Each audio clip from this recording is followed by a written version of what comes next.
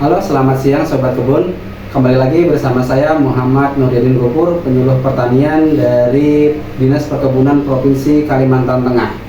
Nah, pada kesempatan kali ini kami akan mengajak Anda semua bertemu dengan seorang sosok yang inspiratif untuk di Kota Palangkaraya.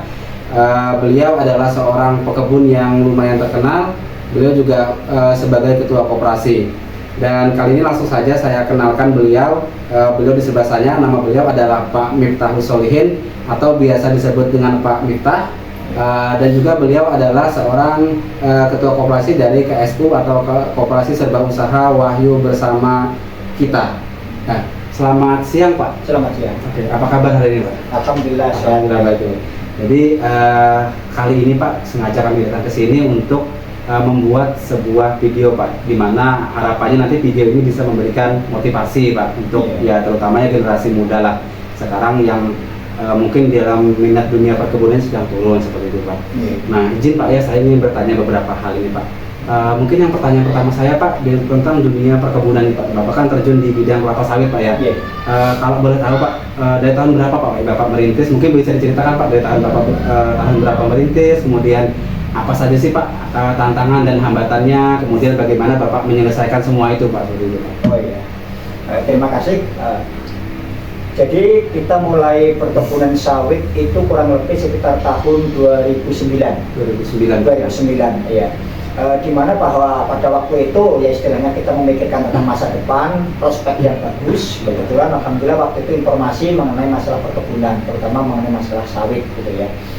Kemudian saya dan teman-teman kemudian yang tentunya punya keinginan untuk maju ya, kemudian istilahnya berkumpul membuat sebuah rencana lah ke depan itu gimana baiknya, dan alhamdulillah kemudian kita merencanakan satu pola perkebunan. Karena untuk berkebun kelapa sawit terutama ya, karena kalau kita sendiri-sendiri itu kayaknya kurang kurang semangat gitu dan kurang terjaga gitu.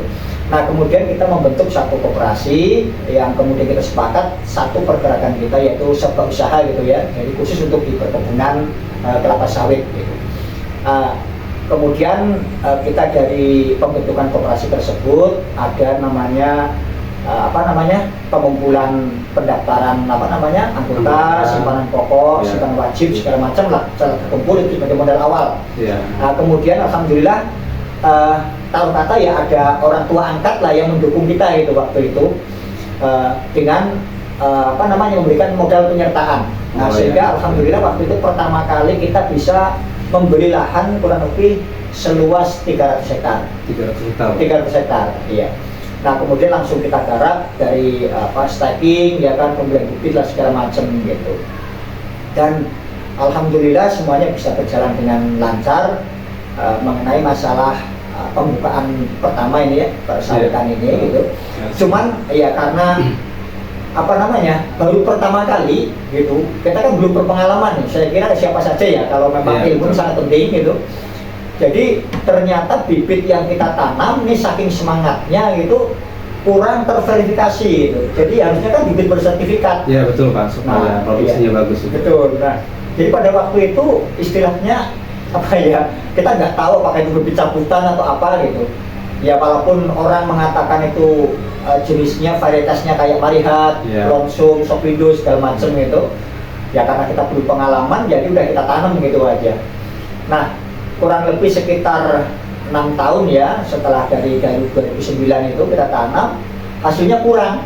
Oh iya, karena bibitnya iya, walaupun kita pupuk gitu. Dan lama-kelamaan gitu kita mulai mempelajari ya, memperkenalkan dirinya dengan alam juga, dengan geografisnya gitu. Dan ternyata ya memang lagi-lagi sebelum kita menjatuhkan pilihan apakah itu perkebunan, apakah itu pertanian, yang sangat harus diperhatikan masalah mengenai kontur tanah misalnya kan, apakah granit atau berpasir atau gambut ya kan, atau tanah mineral gitu.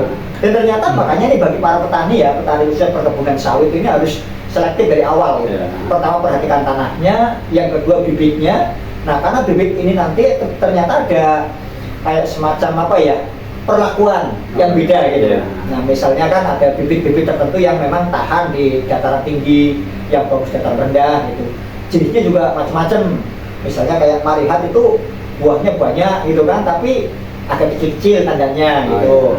Nah kalau yang kayak gamimas itu agak jarang buahnya tapi besar gitu kan. Nah itu ya alhamdulillah setelah kita mengadakan perawatan kurang lebih 6 tahun itu ternyata panennya itu nggak sesuai kita harapkan. Oh iya. Waktu itu, iya. Nah ini pengalaman pahitnya gitu. Iya. Nah kemudian akhirnya kita mengadakan replanting, kemudian kita coba dengan bibit yang baru, misalnya kayak sekarang banyak ya varietasnya kayak Sriwijaya, Simalungun, yang Ambi, Topaz. Nah itu banyak sekali ya sekarang, tinggal pilih aja lah ya. Tapi yang pasti bersertifikasi, gitu. Bersertifikat. Nah kemudian tahun 2016 itulah kita coba tanam kayak bibit Topaz dan yang Ambi. Itu alhamdulillah dalam masa kurang lebih 2,5 tahun, yaitu mulai buah pasir, 3 tahun udah Sudah berbuah. berproduksi. Iya, sejak dari awal itu sudah ada buahnya ya. 36 bulan lah itu mana Pak. Iya. Selanjutnya menurut Bapak ini Pak, menurut Bapak tadi kan Bapak sudah bercerita panjang tentang perjalanan Bapak membangun usaha, kemudian membangun koperasi juga dan masyarakat. Iya. Nah, selanjutnya menurut Bapak potensi perkebunan Pak khususnya mungkin di kelapa sawit. Iya. Ini kira-kira kedepannya gimana nih Pak? Apakah masih akan terus bahasa kita ya baik, terus apakah memang prospek untuk kedepannya atau gimana menurut Bapak nih Pak? Kalau menurut kami ya, dengan melihat apa perkembangan zaman gitu ya, apalagi terkait dengan energi baru terbarukan itu, dengan berbagai kecanggihan teknologi, sekarang sawit itu merupakan komoditas yang taruh kata luar biasa gitu. Bahkan setiap hampir semua negara memerlukan itu gitu kan. Iya, jadi betul. prospeknya kalau menurut saya sangat bagus. Sangat bagus betul. Sangat bagus sekali. Iya. Kenapa? Karena bisa kita hitung lah ya. Sekarang taruh kata lah misalnya harganya taruh kata 2.500 gitu ya, 2.500. Nah kalau misalnya kita dapat satu kali panen 8 kintal aja misalnya, ini belum 1 ton lah ya. Karena kan perhitungannya gini, 1 hektar itu 132 sampai 142 pohon. Ya, Dengan jarak tanam 89 ya. 89 meter itu. Nah itu taruh kata kan 135 lah ya kita bikin rata-ratanya. rata-rata gitu, dikit aja gitu. Anggaplah yang 30 pohon ini nggak buah gitu, cuma 100 aja. Iya. Nah satu janjangnya misalnya 10 kilo, itu udah berapa? Kan 1 ton itu. Iya, 1 ton. 1 ton. Nah itu kita turunkan lagi misalnya dapat hanya 8 kintal, 1 kali panen loh ya. Iya, 1 kali panen. Nah sekarang dengan harga 2.500 berapa 1 kali panen? 15 hari itu. Iya kan? Nah, 1,5 Pak kalau 1 ton dari itu. ya, apalagi kalau 1 bulan kan 2 kali. Iya, 1 Nah bulan. itu, jadi ya bagi kita swasta itu kayaknya nggak kalah lah dengan PNS gitu. Betul itu. Iya, betul. Iya kan? Nah jadi kalau menurut pandangan saya perkebunan sawit itu potensinya ke depan prospeknya sangat bagus sekali. Iya. Nah mungkin ini pertanyaan terakhir saya Pak, pertanyaan terakhir atau ya Bapak minta kira-kira apa nih Pak yang mau Bapak sampaikan untuk ya mungkin masyarakat Kota Palangkaraya lah khususnya atau ya masyarakat baik pemuda di Kota Palangkaraya maupun yang ada di Kalimantan Tengah nih Pak. Iya. Mungkin ada yang mau Bapak sampaikan supaya membangun perhatian Pak atau membangun minat mereka ke dunia perkebunan bahwa ya ayo kita coba perkebunan kayak gitu Pak. Mungkin apa yang bisa Bapak sampaikan supaya orang ini memotivasi gitu Pak, motivasi generasi muda sekarang untuk terjun ke dunia perkebunan seperti itu Pak. Oh iya.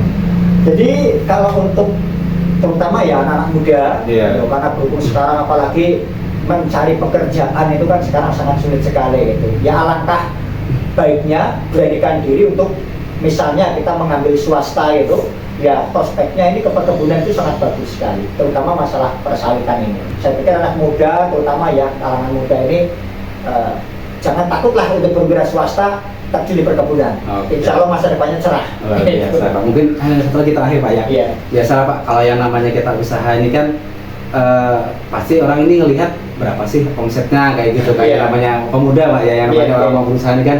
Nah bisa nggak Pak disepil kira-kira Pak pendapatan Bapak ya kotor nggak apa-apa lah Pak misalnya per bulan berapa gitu Pak supaya yang dengar nanti ini videonya oh ternyata sawit ini ya bahasanya nggak cuma omong-omong gitu Pak, Iya. ternyata usahanya juga kalau boleh tahu Pak berapa sih bisa tahu nanti omset kooperasinya atau gimana terserah Pak kalau misalnya di-spill Pak, di-spillkan gitu. Oh gitu.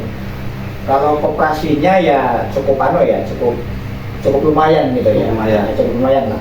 Tapi kita spillkan untuk secara individu Ya, aja individunya, ya, supaya lebih anu gitu. Misalnya taruh kata kita punya, nggak usah banyak-banyak lah ya, 2 hektar lah. 2 hektar lah ya. 2 hektar misalnya 1 hektarnya 1 ton. Sekali panen berarti kan 2 ton. Ya, 2000 kilo. Kilogram. 2000 kilo kali 2.500.000. 5 juta. 5 juta per bulan. 5 juta bukan per bulan, 1 kali panen. Oh, 1 kali panen. 1 kali panen. Oh iya, 5 2 hektar ya, Pak ya? Iya. Oh, iya. Artinya punya 2 hektar 1 bulan bisa 10 juta. 10 juta. Iya. Itu Nah, kotornya Pak ya? kotornya. Nah, tinggal ambil. Sementara kalau untuk pemupukan itu 3 bulan sekali. Itu udah bagus.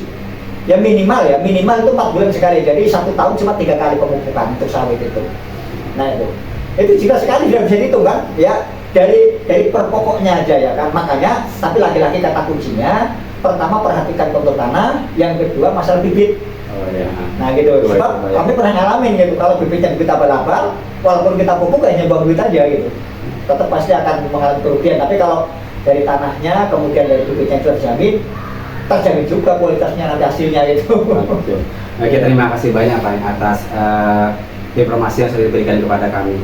Nah, demikianlah video motivasi hari ini. Semoga dapat memberikan inspirasi untuk generasi muda di Kota Palangkaraya dan Kalimantan Tengah pada umumnya. Sekali lagi saya ucapkan terima kasih banyak Pak atas informasinya. Selamat.